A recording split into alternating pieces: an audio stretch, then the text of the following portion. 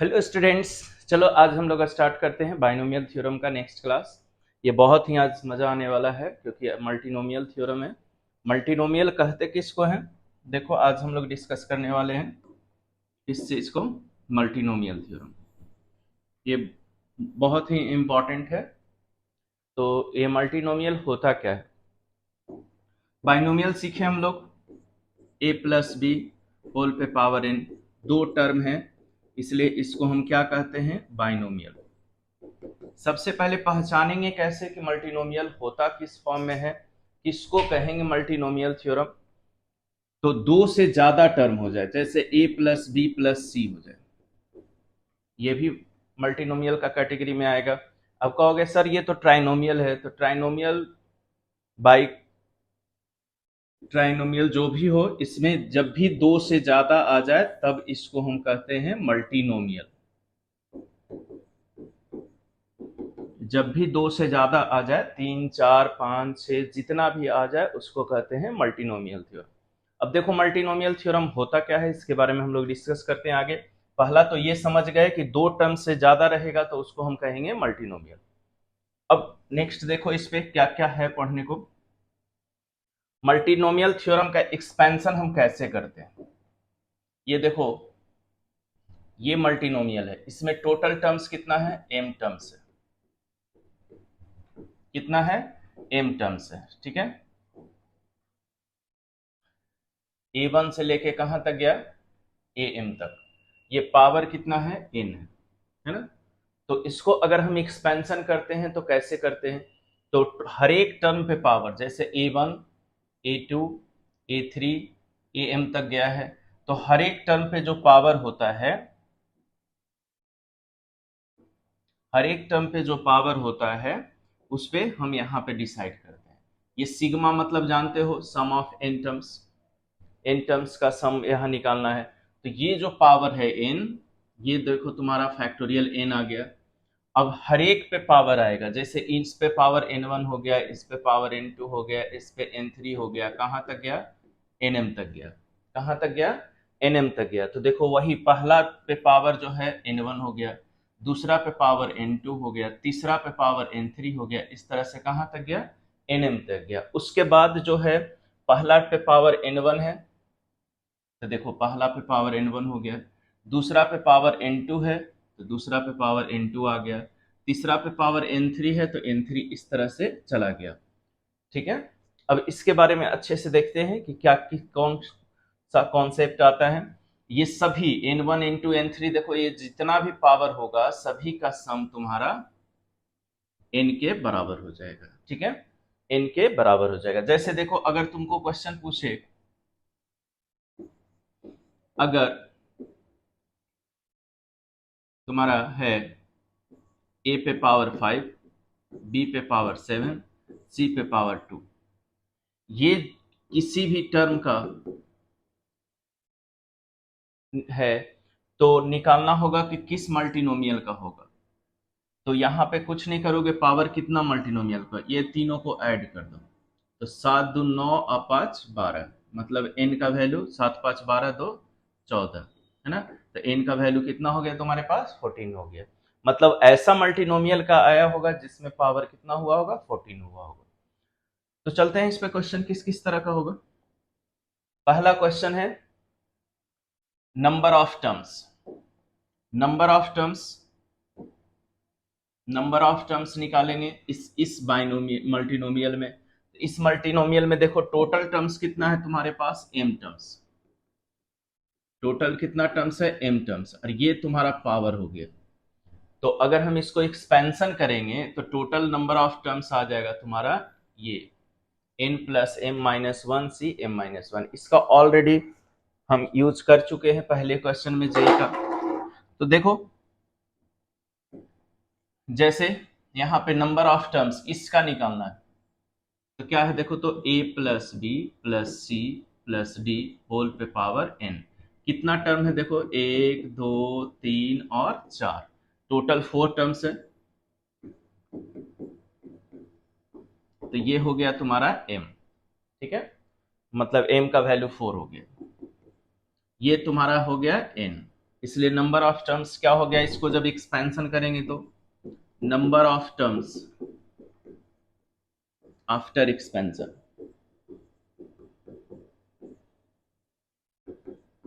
Expansion करने के बाद कितना टर्म्स आएगा, तो इसका फॉर्मूला हम यूज करेंगे n plus m minus one C m minus one. अब यहाँ पे सभी को रख देते हैं, तो पुट करो तो n का वैल्यू n ही रहेगा, m का वैल्यू 4 हो जाएगा, 4 माइनस वन, तो n plus three C three, ऐसा आ गया। अब हम इसको सिर्फ ब्रेक कर देते हैं, जानते हो n कैसे ब्रेक करते हैं, फैक्टोरियल n प्लस थ्री, नीचे n plus three minus three into factorial three, n plus three factorial n into factorial three, ठीक है। अब इसको हम ब्रेक करते हैं, n प्लस थ्री को बाहर करो तो n प्लस टू बचेगा, n प्लस टू को बाहर करो तो n प्लस वन बचेगा। उसके बाद इस पे तो हम डिटेल में ऑलरेडी बता चुके हैं, factorial three factorial n, three को भी ब्रेक कर दो, थ्री टू वन, यहां से देखो खत्म, तो ये हो गया तुम्हारा n plus one, n plus two, n plus three whole divided by six, यही तुम्हारा रिजल्ट हो गया, है ना। इस पे अगर और एग्जांपल चले, जैसे अगर हमको a प्लस बी का होल स्क्वायर है, तो एक्सपेंशन करने के बाद थ्री टर्म्स आएगा, है ना। लेकिन अगर a प्लस बी का प्लस सी का whole cube, a plus B plus C का होल क्यूब अगर निकालना हो, तो n का वैल्यू हो गया तुम्हारा थ्री, m का भी वैल्यू हो गया थ्री, क्योंकि तो टोटल टर्म्स कितना हो गया, तो इस पे पुट करो नंबर ऑफ टर्म्स, क्या होता है n plus m minus one C m minus one. अब n का value three plus three minus one C three minus one, कितना हो गया, five C two, five C two का वैल्यू निकाल देंगे। तो आसानी से कितना भी टर्म्स रहे, आसानी से हम इसको नंबर ऑफ टर्म्स निकाल सकते हैं, ठीक ना। और उसके लिए ये फॉर्मूला होता है n plus m minus one C m minus one. Next concept देखते हैं, इसमें तीन चार ही कॉन्सेप्ट है। इसका अगर कोफिशिएंट निकालना हो तो देखो, कोफिशिएंट दो तरीके का होता है, कितने तरीके का, दो तरीके का। पहला होता है जिसमें सिंपल दिया रहेगा, जैसे ये, इसलिए फॉर्म फर्स्ट लिखे हुए हैं, देखो यहां फॉर्म फर्स्ट, ठीक है। ये सिंपल है, इसमें हम डायरेक्ट हम सॉल्व कर सकते हैं। कैसे सॉल्व कर सकते हैं डायरेक्ट, देखो ये हो गया, अगर इसका कोफिशिएंट चाहिए तो ये कैसे आया, सो देखो इसमें हम एग्जांपल देंगे तो ज्यादा क्लियर होगा। मेरे पास है a minus b plus c minus d whole पे पावर नाइन, तो n का वैल्यू नाइन हो गया, तो n तो मेरा कंफर्म हो गया यहाँ पे कि नाइन होगा। अब हम इसका सबसे पहले जनरल टर्म निकालते हैं, जनरल टर्म जो अभी हम बताए थे, क्या बताए थे, ये वाला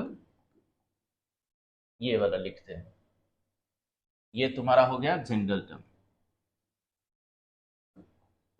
ये जो हुआ सिग्मा अगर हम हटा दें तो ये हुआ तुम्हारा जनरल टर्म। और ये बताए थे कैसे लिखाता है, ये टोटल ऊपर लिखाता है, नीचे n1 n2 n3 ये सब हर एक टर्म पे पावर होगा, और सिमिलरली वो पावर रखते भी जाएंगे।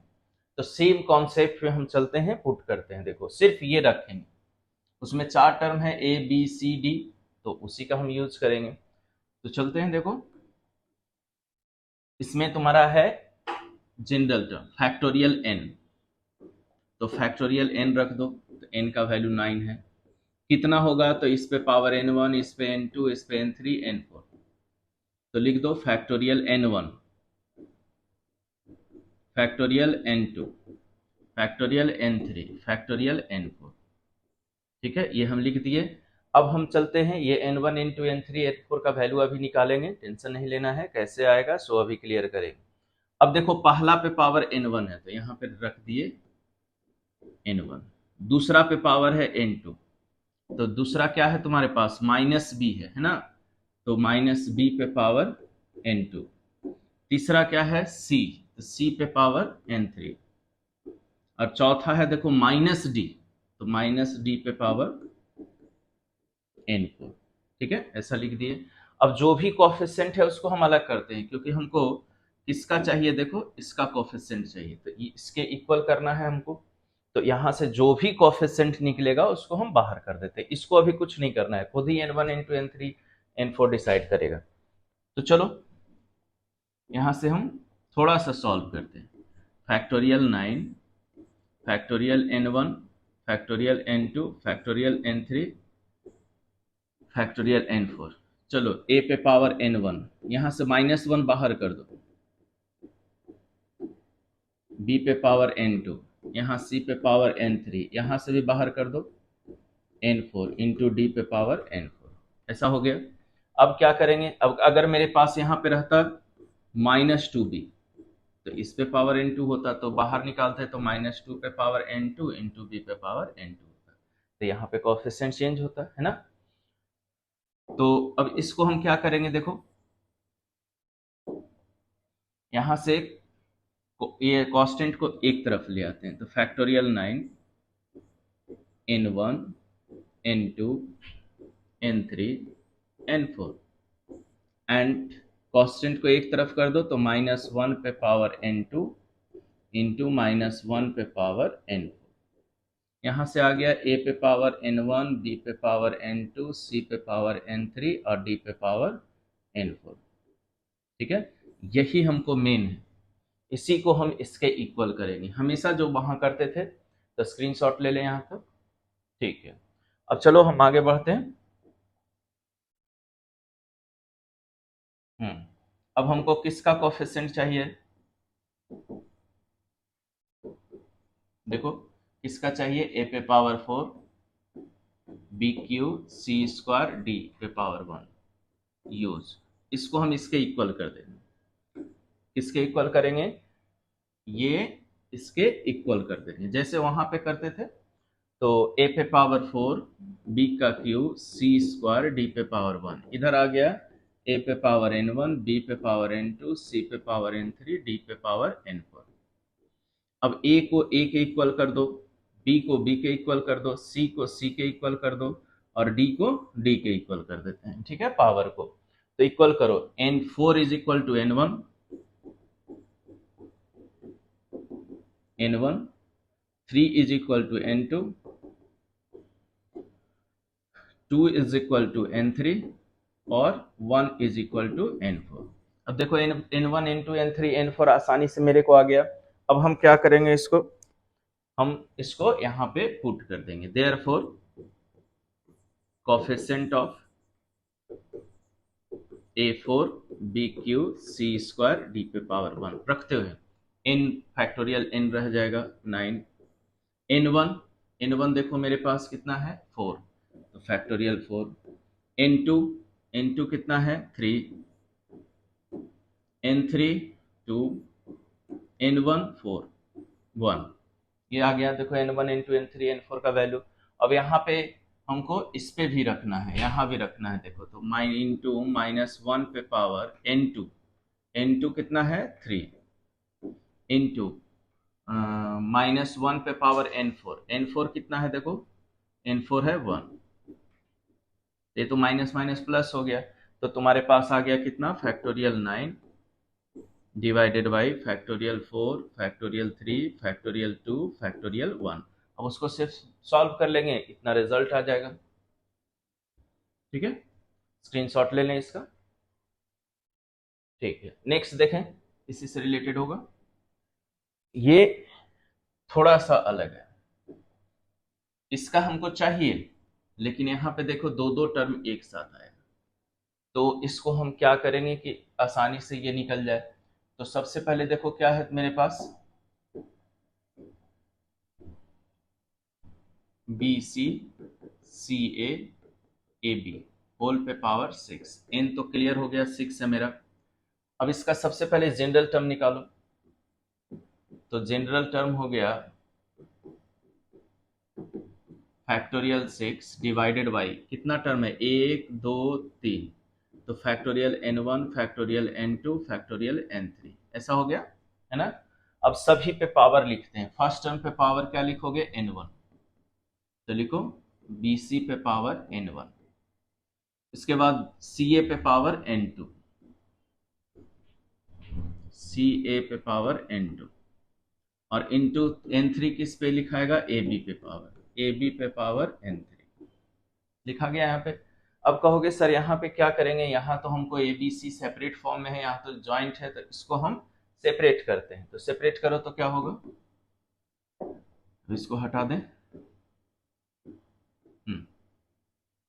अब सेपरेट करो, क्या हो जाएगा, factorial 6 factorial N1 factorial N2 factorial N3। इसमें चले आओ B पे पावर N1 C पे पावर N1, इसमें C पे पावर N2 A पे पावर N2 A पे पावर N3 B पे पावर N3। सेपरेट कर रहे हैं। अब देखो A वाला को A वाला के साथ ऐड कर देंगे, B वाला को B वाला के साथ, और C वाला को C के साथ। तो चलो factorial 6 N1 N2 N3, A पे पावर वाला को पहले करो तो क्या हो जाएगा, A पे power N2 plus N3। B वाला एक साथ करो तो B पे power N1 plus N3। C वाला करो तो C पे पावर N1 प्लस N2। कर दिए है ना, A B C एक जगह, क्यों, क्योंकि हमको इसके इक्वल करना है। अब इसको फर्स्ट मान लेते हैं, इसको हम क्या मान लेते हैं, फर्स्ट मान लेते हैं। ठीक है, तो चलो हमको चाहिए फॉर कोफिशिएंट किसका बताओ, A³ B4C5 यूज, इसको हम इसके इक्वल करने जा रहे हैं। ठीक है, उसके हम इक्वल करने जा रहे हैं। तो चलो करते हैं, use A³ B4C5 is equal to A पे power N2 plus N3, B पे पावर N1 प्लस N3 और C पे पावर N1 प्लस N2। अब चलो हम इक्वल वही सेम कॉन्सेप्ट से चलेंगे, इसको इसके इक्वल कर दो तो कितना आएगा, देखो तो N2 प्लस N3 हो गया मेरे पास 3, इसको सेकंड मान लेते हैं। B को इसके इक्वल करो तो 4 है, और इधर N1 प्लस N3 है, तो N1 plus N3 is equal to 4 हो गया। इसको हम इक्वल कर देते हैं इसका, तो क्या होगा, N1 plus N2 is equal to 5 हो गया। ठीक है, अब हम क्या करेंगे, कुछ नहीं करेंगे, इससे हमको N1 N2 N3 निकाल देते हैं।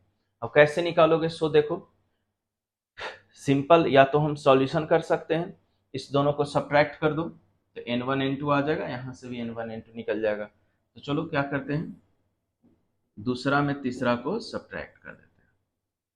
तो ये सब्ट्रैक्ट करोगे तो आ जाएगा N1 N2 माइनस N1, इधर सब्ट्रैक्ट करोगे तो आ जाएगा -1, इसको 5 मान लेते हैं।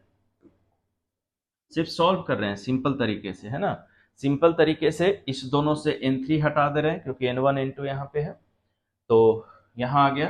अब इस दोनों को ऐड कर दो, 4 प्लस 5, तो ऐड करो तो कितना होगा, ये N1 और N1 कट जाएगा, तो N2 और N2, 2N2 और उधर हो गया 4, तो 2N2 इज इक्वल टू 4, तो N2 आ गया मेरे पास 2।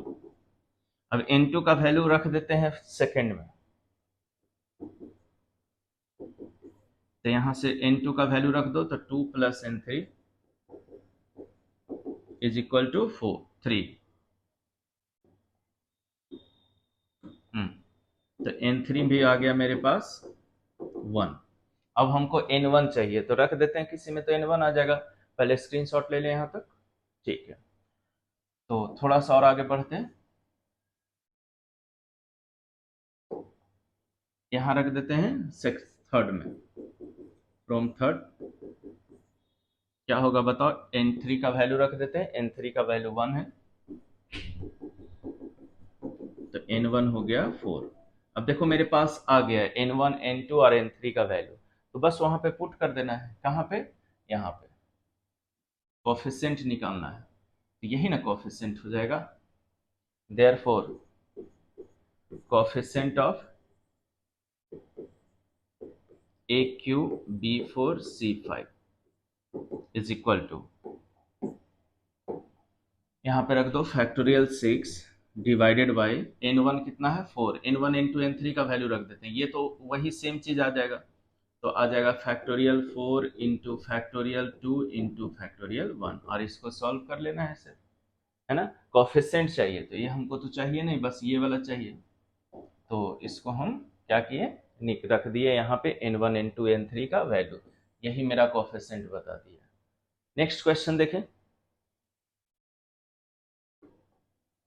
ये फॉर्म 2 आ गया, ये वाला फॉर्म पे अच्छे से देखेंगे। ये फॉर्म 2, इसमें थोड़ा सा कॉम्प्लेक्स होगा, सबसे स्टार अगर पूछता है तो इसी से पूछेगा, और इसको अच्छे से क्लियर करना है। थोड़ा सा इसमें प्रॉब्लम क्रिएट होगा किस चीज में, तो n1 n2 n3 n4 हमको डिसाइड करना होगा कि कैसे करोगे, है ना। तो इसमें कैसे डिसाइड करोगे, इसको अच्छे से देखोगे। यहाँ पे सबसे पहले कोफिशिएंट निकालना है, किसका, इसका कोफिशिएंट निकालना है, किस मल्टीनोमियल में, इसमें। इसमें देखो x है ना, पहले वाला में x नहीं था, लेकिन इसमें क्या है, x है। तो इसका कोफिशिएंट निकालने के लिए तरीका तो वही रहेगा, ये तुम्हारा जनरल टर्म हो गया, ठीक है। तो तरीका तो वही रहेगा, लेकिन थोड़ा सा चेंज करेगा। तो चलो क्या चेंज करेगा, इस पे हम चलते हैं। जैसे अगर मान लिया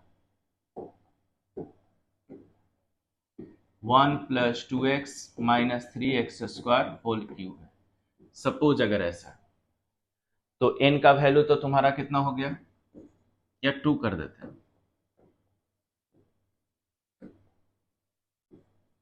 n का वैल्यू 2 हो गया। अब हम क्या करेंगे, इसका जनरल टर्म करेंगे तो क्या होगा,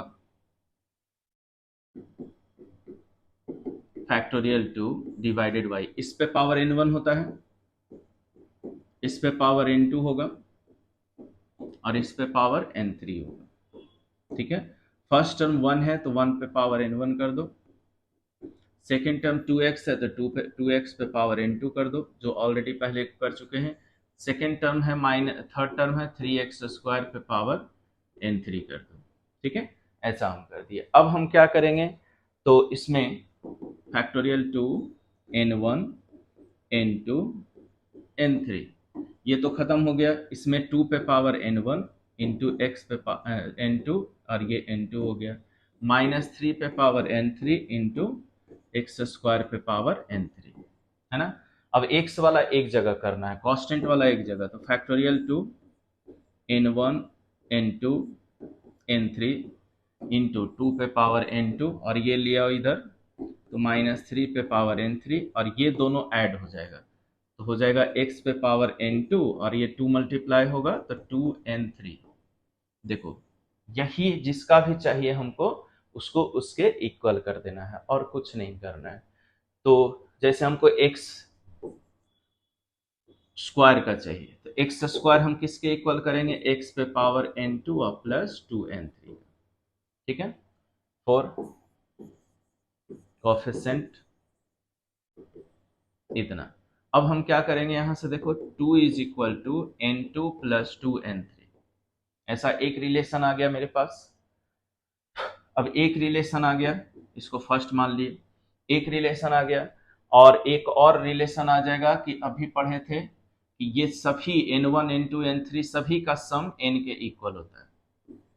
तो n1 plus n2 plus n3 n के इक्वल होता है, और n मेरे पास कितना है, 2। n कितना है मेरे पास, 2, है ना। तो n मेरे पास 2 है, तो अब ये दोनों से हमको सॉल्व करके निकाल देना है। कैसे निकालना है, सो देखो आगे, पहले यहां तक स्क्रीनशॉट ले लें, ठीक है। तो चलते हैं आगे, देखो इससे सॉल्व करो। अगर n3 का वैल्यू 0 कर दें, तो n2 का वैल्यू क्या हो गया, 2, और तो n2 n3 यहां रख दो, तो n2 ये 0 हो गया, ये 2 हो गया, तो ये भी 0 होगा तब ना 2 होगा, तो n1 भी हो गया 0। पहला केस हुआ। दूसरा केस चलो, इस बार n2 को 0 कर देते हैं, क्योंकि ऑलरेडी यहाँ पे 2 है, तो 2 इक्वल होगा, तो n2 0 हो जाए, n3 1 हो जाए, तो यहाँ पे रखो। इस केस में n2 का वैल्यू 0, n3 का वैल्यू 1, तो n1 भी 1 हो जाएगा, ठीक है। n2 और n3 का वैल्यू रखते जा रहे हैं, ये तो 0 आया। अब हम चलते हैं सिमिलरली सी। और केस क्या आ सकता है कि यहाँ पे देखो 1 1 तो रख नहीं सकते हैं, तो 1 1 रखेंगे तो 3 आ जाएगा, जबकि हमको क्या चाहिए, 2 चाहिए। तो अगर हम रख देते हैं दोनों का वैल्यू 0 तब भी सेम नहीं आएगा। तो सिर्फ यही दो केस आएगा, पहला और दूसरा, और कुछ आ नहीं सकता है। तो चलो हम वहां पे पुट कर देते हैं। इसलिए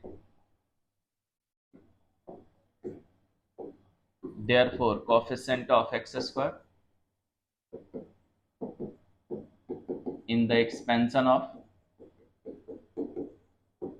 क्या था expansion, 1 plus 2x minus 3x square whole पे पावर 2 इज इक्वल टू, बस यहाँ पे रखते चला जाना है।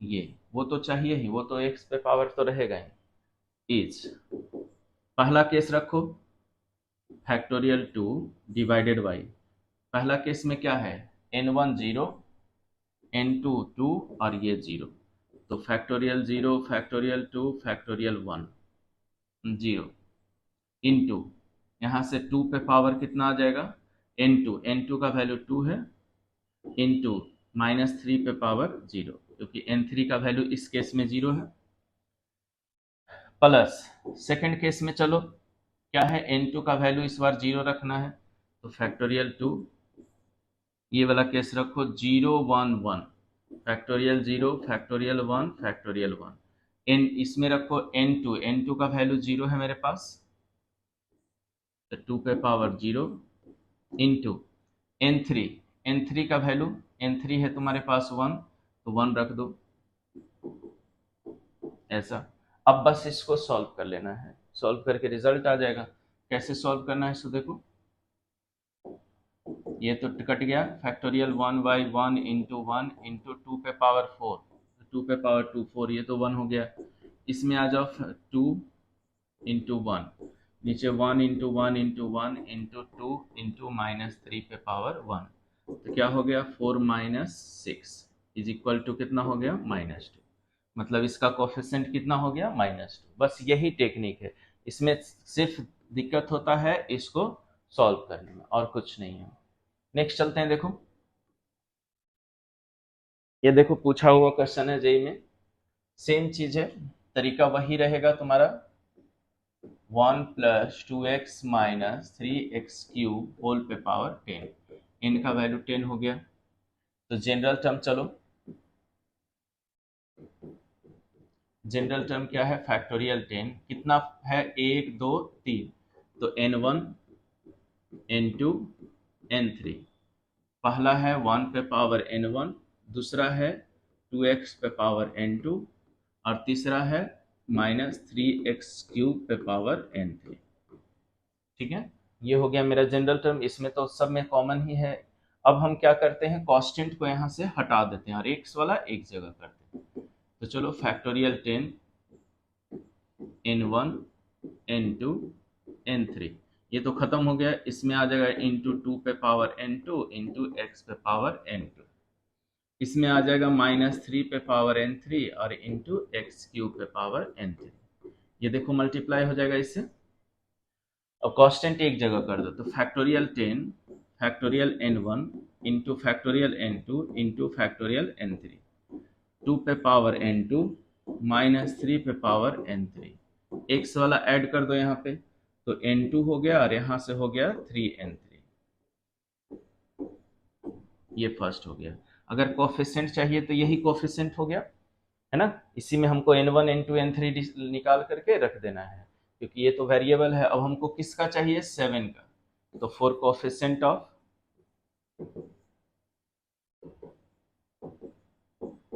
यूज x पे पावर 7 इज इक्वल टू क्या लगा दोगे, x पे पावर n2 प्लस 3n3, तो यहां से आ गया 7 is equal to n2 plus 3n3, ये फर्स्ट हो गया। अच्छा, फर्स्ट उसको माने थे, इसको सेकंड मान लो। एंड जानते हैं कि सभी पावर का सम n के इक्वल होता है, तो n1 plus n2 n1 plus n2 plus n3 n के इक्वल होगा, और n मेरे पास देखो तो कितना है, 10, अब इसी तीनों, इसको और इसको सॉल्व करके हमको n1 into N three decide करना है। अब n1 इंटू एन थ्री जो होगा वो डायरेक्ट तो सॉल्व हो नहीं सकता है, क्योंकि वेरिएबल यहाँ पे 3 है। n1 into N three equation 2 है, तो हीट एंड ट्रायल ही लगाएंगे। तो चलो हीट एंड ट्रायल जो अभी यूज किए थे पहले यहाँ तक स्क्रीनशॉट ले लेंगे।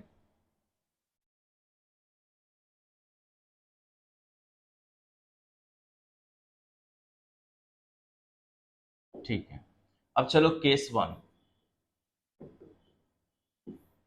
अगर इसका हम वैल्यू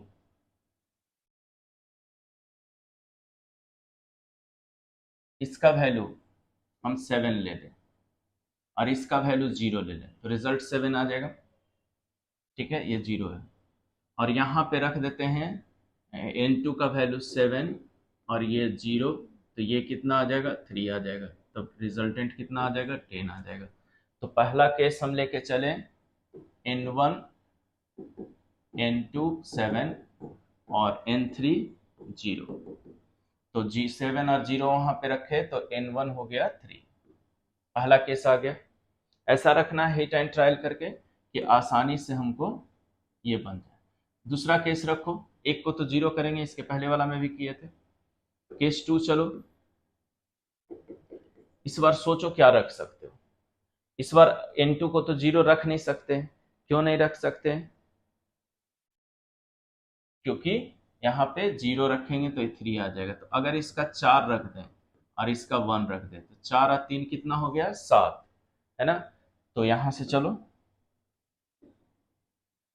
इस बार क्या रखते हैं, देखो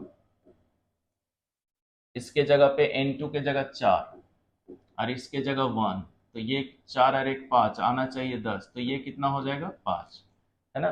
तो n1 हो गया तुम्हारा 5, n2 हो गया 4 और n3 हो गया 1। ये हो गया दूसरा केस। अब चलते हैं नेक्स्ट केस, देखो और हम क्या लिख सकते हैं कि हमको रिजल्टेंट 7 के इक्वल आ जाए। तो अगर हम रख देते हैं इसका वैल्यू 1, इसका वैल्यू रख देते हैं 2, 3 एक 6 एक 7 आ जाएगा। तो n2 हो गया 1 और इसका हो गया 2, तो इसका क्या होगा बताओ, ये 10 आना चाहिए। तो 10 आने के लिए इसका वैल्यू 7 होगा तब ना 10 होगा। तो रख दो केस 3, n1 7 n2 1 और n3 2। और देखो तो और कोई केस आ सकता है क्या? 3 केस तो आ गया, और केस कोई आ सकता है। तो अगर हम और रख के देखें तो मेन इसी से डिसाइड करना है। एक बार इसको 0 करना है, तो 0 करेंगे तो और इसका वैल्यू 2 ही रख देंगे तो 6 आ जाएगा, जबकि हमको क्या आना चाहिए, 7। तो निश्चित है अब इसके से ज़्यादा इसमें आएगा नहीं। तो ये तुमको सोचना होगा कि कैसे हीट एंड ट्रायल से सॉल्व करें। अब तीनों के केस को, पहला दूसरा तीसरा, तीनों में n1 n2 n3 का वैल्यू कहाँ रखना है, देखो अभी यहाँ पे घेरे हैं, ये इसमें रखना है। पहला केस के लिए रखोगे प्लस, दूसरा केस के लिए रखोगे प्लस, तीसरा केस के लिए रखोगे। तो देखो तो coefficient of x to the power 7 is equal to क्या होगा, देखो फैक्टोरियल 10 डिवाइडेड बाई, पहला केस रख रहे हैं देखो n1 का वैल्यू 3 तो फैक्टोरियल 3, n2 का वैल्यू 7 तो फैक्टोरियल 7, n3 का वैल्यू 0 फैक्टोरियल 0, इंटू इसमें भी रखेंगे 2 पे पावर n2 तो 2 पे पावर n2, n2 का वैल्यू 7 है, इंटू 3 पे पावर माइनस 3 पे पावर n3, n3 का वैल्यू 0 है। ये तो पहला केस से आया। अब चलते हैं दूसरा केस रखते हैं, n1 n2 n3 का वैल्यू रखते हैं। तो रखो तो इस बार ऊपर फैक्टोरियल 10, नीचे फैक्टोरियल n1 है 5, यहाँ रख रहे हैं, n2 है 4 और n3 है 1, इंटू 2 पे पावर n2 है 4 माइनस 3 पे पावर -3 पे पावर 1, n3 का वैल्यू हो गया। अब तीसरा केस चलो, तीसरा केस में है n1 का वैल्यू 7 7, N2 का वैल्यू है 1 और N3 का वैल्यू है 2 और N2 और N3 यहाँ पे रखा जाएगा तो N2 का वैल्यू है इसमें 1, तो 2 पे पावर 1 इंटू -3 पे पावर 2। बस इसको क्या करना है, सॉल्व कर लेना है। तो हो गया ये। अच्छे से इसको 2-3 बार, ये हीट एंड ट्रायल एक बार में समझ में नहीं आएगा, जो हीट एंड ट्रायल हम यूज किए हैं इसको 2-3 बार देखोगे, अपने से बनाओगे, उसके बाद किसी का भी बना सकते हो। 2 एग्जांपल्स इस पे दे चुके हैं। नेक्स्ट चलते हैं, देखो स्क्रीनशॉट ले लेंगे इसका और इसको आगे सॉल्व कर देना है ऐसे। लास्ट कॉन्सेप्ट होगा, देखो हमको ग्रेटेस्ट कॉफिशेंट चाहिए। क्या चाहिए हमको? ग्रेटेस्ट कॉफिशेंट इस एक्सपेंशन का। तो ये फॉर्मूला होता है factorial n divided by q पे पावर m माइनस 1 और q प्लस 1 पे पावर m। अब q क्या है? सो यहाँ लिखा हुआ r क्या है, जब n को डिवाइड करते हैं किससे? m से। जैसे हमको देखो इसमें निकालना है क्या, देखो a plus B plus C plus D whole पे पावर 15, तो n का वैल्यू हो गया 15। ठीक है, अब ये कह रहा है कि m कहां से आएगा? m क्या होता है? Number of terms. Number of terms कितना है बताओ? m is equal to 4। ठीक है, नंबर ऑफ टर्म्स यहाँ पे 1 2 3 4, इसका एक्सपेंशन का नहीं, इस मल्टीनोमियल का नंबर ऑफ टर्म्स। अब कहता है कि जब n को डिवाइड करते हैं किससे? m से। चलो n को डिवाइड करो, 15 को 4 से, 15 को 4 से डिवाइड करो तो हो जाएगा कितना? 4 3 12 और यहाँ पे बच जाएगा 3। ठीक है, तो ये q, हमको q का वैल्यू कितना आ गया? q का वैल्यू आ गया 3 और r का वैल्यू भी आ गया 3। ठीक है, और m का तो वैल्यू ऑलरेडी है, तो m से तो मतलब है नहीं, तो डायरेक्ट फॉर्मूला पुट कर दो, कोफिशिएंट ग्रेटेस्ट कोफिशिएंट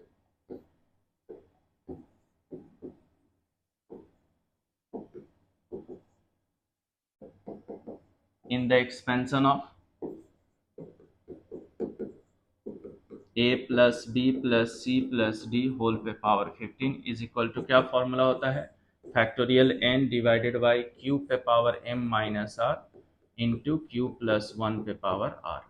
अब यहाँ पे रख दो, ये सब फैक्टोरियल में होता है। n का वैल्यू 15 है, q का वैल्यू 3 है, तो 3 पे power m minus r, m का वैल्यू है तुम्हारे पास 4, तो 4 माइनस r का वैल्यू है 3 इंटू q प्लस 1, q का वैल्यू है 3 प्लस 1 होल पे पावर r, r का वैल्यू कितना है? 3। तो यहाँ से हो गया फैक्टोरियल 15 डिवाइडेड बाई, ये तो 1 हो जाएगा, 3 हो जाएगा, फैक्टोरियल 3 और इंटू फैक्टोरियल 4 का क्यूब। यही तुम्हारा रिजल्ट आ गया। देखो यहाँ पे आगे भी सॉल्व कर सकते हैं, इतना भी सॉल्व कर सकते हैं। तो ये तुम्हारा हो गया ग्रेटेस्ट कोएफिशिएंट। तो यही 3 कॉन्सेप्ट मेन है मल्टीनोमियल में, जो बहुत इंपॉर्टेंट है, जिसमें सब, इसको स्क्रीनशॉट ले लें, जिसमें सबसे ज्यादा इंपॉर्टेंट है कौन सा? ये जो निकाले हैं कोएफिशिएंट, है ना, ये जो कोएफिशिएंट निकाले हैं, इसी से क्वेश्चन अगर पूछता है तो इसको अच्छे से क्या करना है, 2-3-4 बार क्लियर कर लेना है, कुछ नहीं करना है। इसको तो जनरल टर्म से ही देखो पुट किए हैं, ये पहला दूसरा तीसरा, इस पे पावर n1 करते हैं, n2 करते हैं, n3 करते हैं, तो ये आता है कांस्टेंट। जैसे उसमें करते थे बाइनोमियल में, एक जगह कर लेंगे, वेरिएबल एक जगह कर लेंगे। वेरिएबल देखो एक जगह करने के बाद जिसका भी कोफिशिएंट चाहिए उसको उसके इक्वल कर देंगे। इक्वल करने के बाद एक रिलेशन आएगा, और एक रिलेशन और आएगा कि तीनों का, अगर 3 है, 1 2 3 है, तो तीनों n1 n2 n3 का वैल्यू n के बराबर होगा। अब बस इसको और इसको हीट एंड ट्रायल करके सॉल्व कर लेना है। कैसे हीट एंड ट्रायल करना है? तो पहले एक को 0 करके देखो, दूसरा क्या आता है, दूसरा को 0 करके देखो, तीसरा पर पहला क्या आता है, उसके बाद ऐसा रखना है। मेन यही डिसाइड करेगा, ये सिर्फ n1 डिसाइड करेगा, n2 n3 यही डिसाइड करेगा। इसी में देखते जाओ, नेचुरल नंबर 0 से लेकर के जितना रखाते चला जाए, है ना, 0 के बाद जितना नेचुरल नंबर है रखते चले जाओ, जो पॉसिबिलिटी आएगा, इस तरह का 3 पॉसिबिलिटी जैसे आया, 4 भी आ सकता है।